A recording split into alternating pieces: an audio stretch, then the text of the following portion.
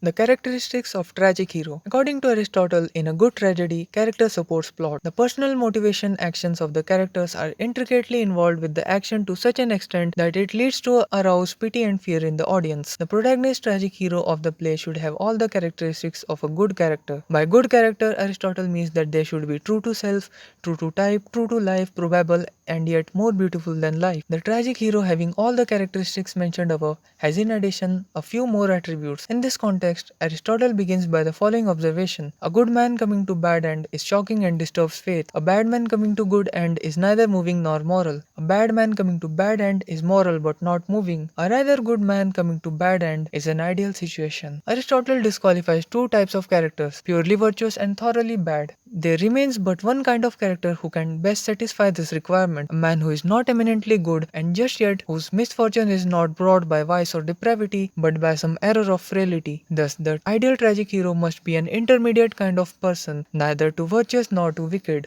His misfortune excites pity because it is out of all proportion to his error of judgment, and his overall goodness excites fear for his doom. Thus, he is a man with the following attributes. He should be a man of mixed character, neither blameless nor absolutely depraved. His misfortune should follow from some error or flaw of character short of moral taint. He must fall from height of prosperity and glory. The protagonist should be renowned and prosperous, so that his change of fortune can be from good to bad. The fall of such a man of eminence affects entire state or nation. This change occurs not as the result of vice, but of some great error or frailty in a character. Such a plot is most likely to generate pity and fear in the audience. The ideal tragic hero should be an intermediate kind of a person, a man not preeminently virtuous and just yet whose misfortune is brought upon him not by vice or depravity, but by some error of judgment. Let us discuss this error of judgment in following point. Hamartia. Hamartia, or fatal flaw, also known as tragic flaw, may consist of a moral flaw, or it may simply be a technical error, error of judgment, or ignorance, or even, at times, an arrogance, called hubris in Greek. It is owing to this flaw that the protagonist comes into conflict with fate and ultimately meets their doom through the workings of fate, called Dike in Greek, called nemesis.